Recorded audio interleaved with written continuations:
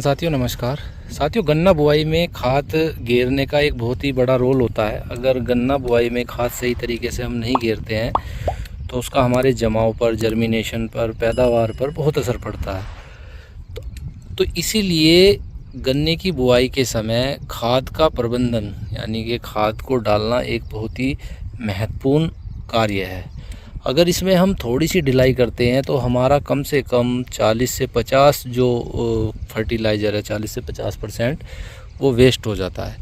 आज की वीडियो में दोस्तों हम आपको ये बताएंगे कि जो हम फर्टिलाइज़र अपनी गन्ने की बुआई में लगाते हैं बेसल डोज में, किस तरीके से हमें अपनी बुआई में खाद का यूज़ करना चाहिए। बहुत से किसान डीएपी का यूज़ करते हैं, बहुत से किसान एनपीके का, बहुत से किसान एसएसपी का। उसके साथ एक कीटनाशक और फंगीसाइड तो लेना ही लेना चाहिए।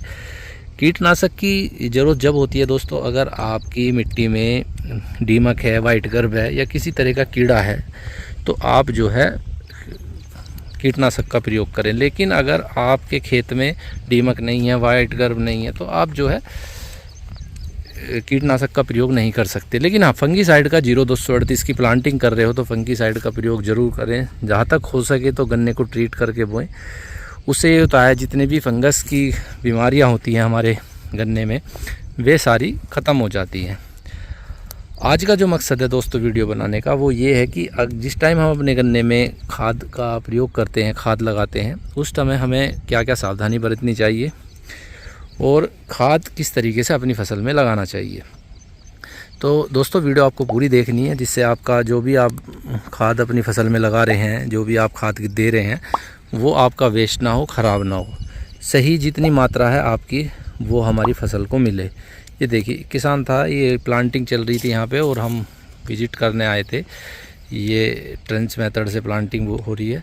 लेकिन किसान जो है सबसे बड़ी जो कमी कर रहा है यहाँ पर वो यही कर रहा है कि गन्ने में खाद इस तरीके से लगा रहा है जिस तरीके से हम आपको दिखा रहे हैं। ये देखिए गन्ने की बुआई हो गई है। बुआई होने के बाद में किसान ने खाद घेरना शुरू कर दिया है और खाद को किसान पेंडे के ऊपर लगा रहा है। तो ये सबसे बड़ी कमी है किसान की कि गन्ने के ऊपर जो है खाद को लगाता है। बुआई से पहले सबसे पहले आप अपनी ट्रंच निकलवाएं। निकलवाने के बाद में खाद को गन्ना घेरने से पहले लगाएं। अब देखिए ये जितना भी यहाँ पर खाद पड़ा है, अगर ये खाद इस आँख की चपेट में आ गया, डाई का कोई सा भी कण या किसी भी खाद का, तो ये आँख यहाँ से मर जाएगी और मरने का होगा, जर्मिनेशन हमारा ख़त्म हो जाएगा। तो अगर आप खाद लगा रहे हैं गन्ने में तो पहले आप खाद लगाइए, उसके बाद में गन्ने का जो पेंडा है वो डालिए और उसके बाद जो है हल्की मिट्टी इस पे लाइए। सबसे बढ़िया तरीका जो ये है, क्योंकि दो कारण होते हैं दोस्तों। फास्फोरस हम बेसल डोज में देते हैं। फास्फोरस एक फिक्स तत्व है यानी कि फिक्स फर्टिलाइज़र है। अगर जो जहाँ पर गिर गया वो वहीं पर ही पड़ा रहेगा। और जब हम गन्ने के ऊपर से लगाते हैं तो वो जो है वहीं पे पड़ जाता है और जड़ नीचे कुचलती हैं जिससे वो उसे नहीं ले पाती हैं।